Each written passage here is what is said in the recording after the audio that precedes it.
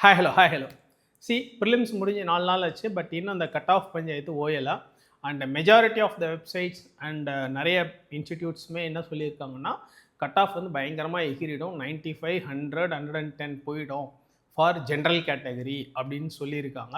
And இதனால் என்ன ஆகுதுன்னா, அந்த கேட் ஆன் தி வால் சுச்சுவேஷனில் இருக்காங்க இல்லையா, லைக் இப்போ ஜென்ரல் கேட்டகரினா ஒரு 85, 89, 88 இந்த மாதிரி இருக்கிற ஆட்கள், அதே மாதிரி ரிலேட்டிவ்லி ஓபிசியில் அக்கார்டிங்லி அந்த மாதிரி கேட் ஆன் தி வால் பார்டரில் நிற்கிறவங்க கொஞ்சம் பயம் வருமா வராதான்னு ஒரு டயலமா.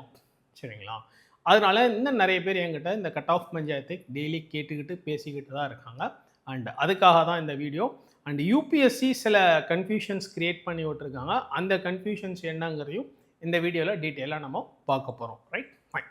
சி, ஃபஸ்ட் ஒரு விஷயம் என்ன அப்படின்னு கேட்டிங்கன்னா, கொஸ்டின் பேப்பர் ஈஸியாக இருக்குன்னு நிறைய பேர் எக்ஸாம் முடிஞ்ச உடனே சொன்னாங்க. அண்ட் நான் ஃபஸ்ட் நாள் ஒரு 10-15 பேர்கிட்ட பேசியிருப்பேன்னு வச்சுக்கலாம். 15 பேரும் நான் ப்ரிலிம்ஸ் கிளியர் பண்ணிடுவேன்னு சொன்னாங்க. அதுக்கப்புறம் ஒரு 2 நாள் கழித்து அப்படியே கொஞ்சம் கொஞ்சமாக கீஸ் ஆன்சர்ஸ் எல்லாம் பார்க்க எல்லாருமே அப்படியே இறங்கிட்டாங்க. இல்லை சார், ஈஸியாக இருந்துச்சுன்னு நினச்சேன் சார், நான் அப்படி நினச்சேன் சார், நான் இப்படி நினச்சி 95 போட்டான் சார், இப்படி நினச்சி 92 போட்டான் சார், ஆனால் இப்போ கீஸ் பார்த்தா மாட்டிக்கிட்டேன் சார், இப்படி தான் நிறைய பேர் புலம்புறாங்க. இது வந்து ரியாலிட்டி. ஃபார் எக்ஸாம்பிள், ஒரு கொஸ்டின் என்னென்னா, கிரவுண்ட் நட்டு, சோயாபீன், ஹார்ஸ் கிராம் 3 கொடுத்துருந்தாங்க. 1, 2, 3 கொடுத்துட்டு இதில் எதெல்லாம் பி ஃபேமிலியில் சேர்ந்ததுன்னு கேட்டிருந்தாங்க. ஆக்சுவலாக அந்த கொஸ்டின் வந்து ரொம்ப ஈஸியான கொஸ்டின் தான். எக்ஸாம் ஹாலில் ஒரு ஆஸ்பிரண்ட் பார்த்தா ஆஹா செம ஈஸியாக இருக்கேன்னு நினச்சி சந்தோஷப்படுற ஒரு கொஸ்டின் தான். பட் ஆனால் அவ்வளோ ஈஸின்னு நினச்சி சந்தோஷப்படுற அந்த கொஷினையே சந்தோஷப்பட்ட அந்த ஆஸ்பிரன்ஸே தப்பாக போட்டுட்டு வந்துட்டாங்க. இதுதான் உண்மை. நிறைய ஆஸ்பிரன்ஸ் ஹார்ஸ் கிராம்ன்றது மில்லட்டுன்னு நினச்சிட்டேன், நான் அது பி ஃபேமிலியில் வரும்னு யோசிக்கலை, நான் அப்படி யோசித்தேன் இப்படி யோசிச்சேன்னு வெளியில் வந்து புலம்புறாங்க. ஆனால் எக்ஸாம் முடித்த உடனேயே வெளியில் எக்ஸாம் ஹால் வந்த உடனே சார் சூப்பர்னு சொன்னவங்க தான் இப்போ வந்து அந்த கொஷின் தப்பு அப்படின்றாங்க. இது மாதிரி இன்னும் நிறைய கொஷின்ஸ் இருக்குது. ஈஸின்னு நினச்ச கொஷின்ஸ்லையுமே ஆப்ஷன் ஷேட் பண்ணுறல எல்லாருக்குமே ஒரு சின்ன இல்லை பெரிய டவுட், ஒரு ஹிக்கப், ஒரு டயலமா வந்துட்டு தான் இருந்திருக்கு. அண்ட் அந்த டயலமாவோட விளைவு தான் இப்போ ஒரு 2-3 டேஸ் ஆக எல்லாருமே அவங்களோட அந்த எக்ஸ்பெக்டேஷனை குறைச்சி சொல்ல ஆரம்பிச்சிருக்காங்க ஆஸ்பிரன்ட்ஸ். சரிங்களா?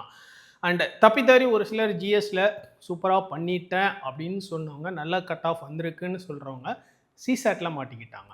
சிசேட்டில் ஆர்சி நிறையா பண்ணிட்டேன். குவான்ஸ் வந்து எஸ் ஒரு 10-12 ப்ராப்ளம் ஈஸியாக தான் இருந்துச்சு, இல்லைன்னு சொல்லலை.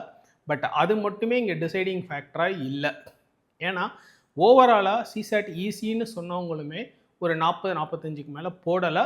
ரொம்ப ரேராக ஒரு சிலர் 55-60 போட்டிருக்காங்க. பட் மெஜாரிட்டி அப்படின்னு பார்க்கும்போது ஈஸியாக இருந்தாலும் 45 தாண்ட முடியலை.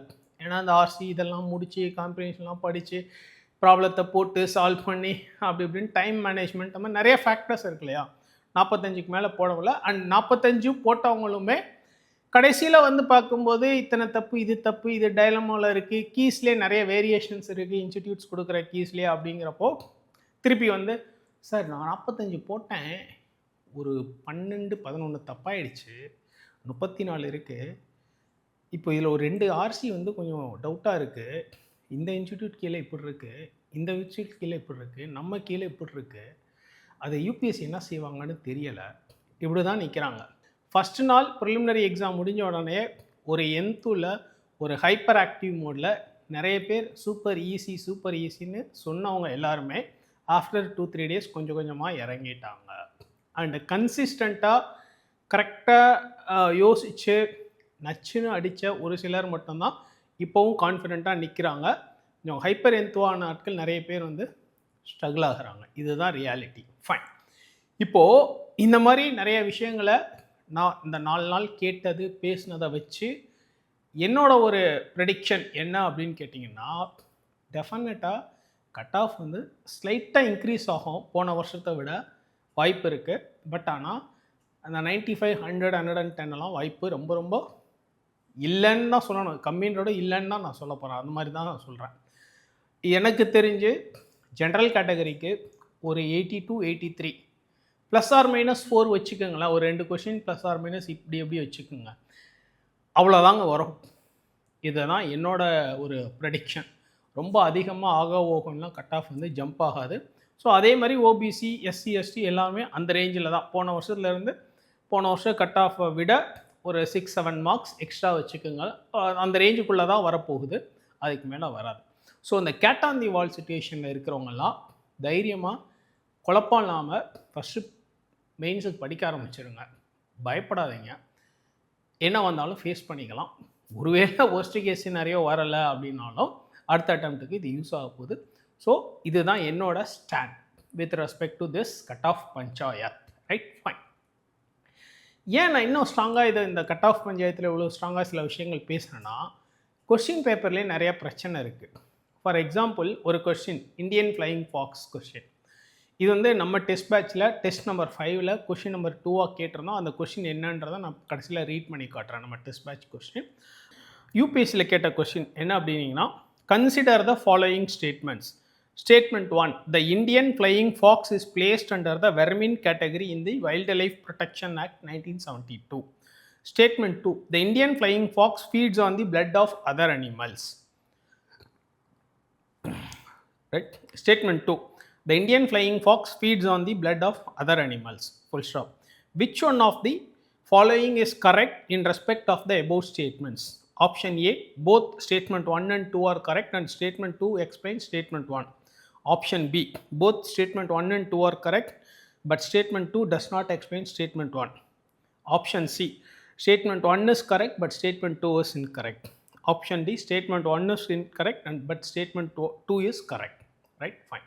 See, இப்போ இங்கே என்ன பிரச்சனை அப்படின்னு கேட்டிங்கன்னா, ரெண்டு ஸ்டேட்மெண்ட்டுமே தப்பு.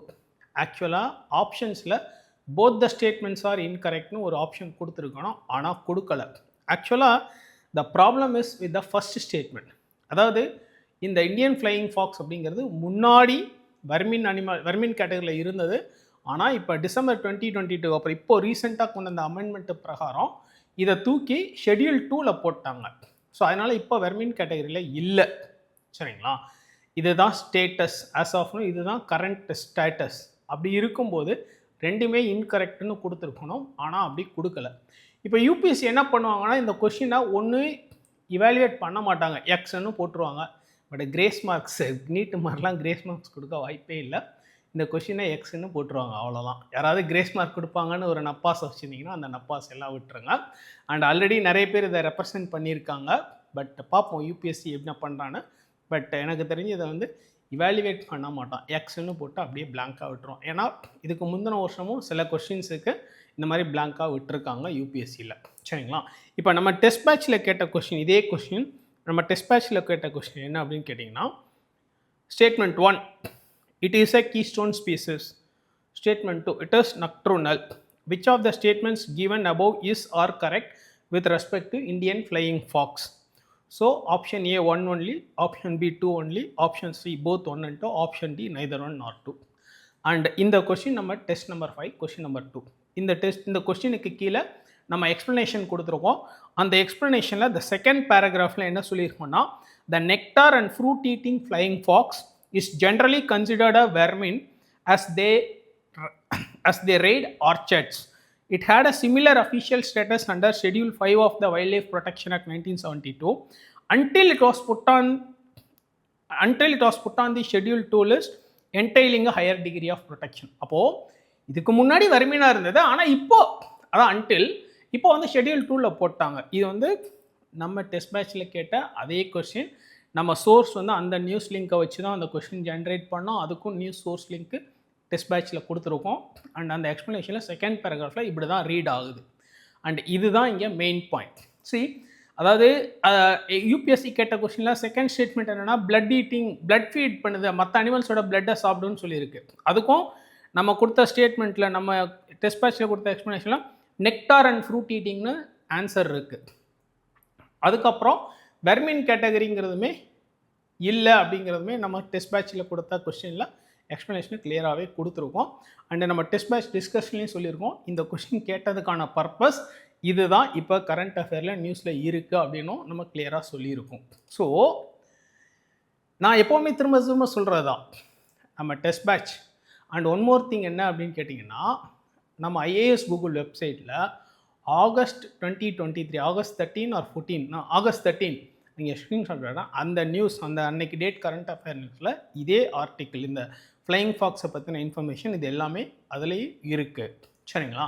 ஸோ எப்போவுமே நான் திரும்ப திரும்ப சொல்ல விஷயம்னா நம்ம டெஸ்ட் பேட்ச் நம்மளோட கரண்ட் அஃபேர்ஸு அதுக்கப்புறம் நம்ம கிளாஸில் கொடுக்குற ஃபீடிங் இல்லை கிளாஸில் கொடுக்குற இன்ஸ்ட்ரக்ஷன் இதை மட்டுமே ஃபாலோ பண்ணால் மினிமம் பேசிக் ப்ரிலிம்ஸில் கட் ஆஃப் எடுக்க முடியும்னு திரும்ப திரும்ப சொல்கிறேன். ஆனால் அது எத்தனை பேர் லிசன் பண்ணுறீங்க பண்ணலாம் அப்படின்னு தெரில.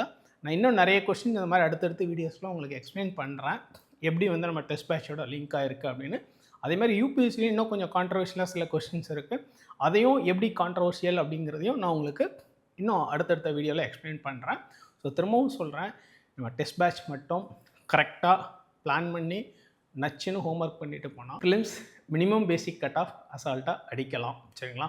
டெஸ்ட் பேட்ச் நாங்கள் கொடுக்குற இன்ஸ்ட்ரக்ஷன்ஸ் நம்ம சொல்கிற விஷயங்களை மட்டும் கரெக்டாக ஃபாலோ பண்ணிங்கன்னா ப்ரிலிம்ஸில் மினிமம் பேசிக் கட் ஆஃப் டெஃபினட்டாக அடிக்க முடியும்.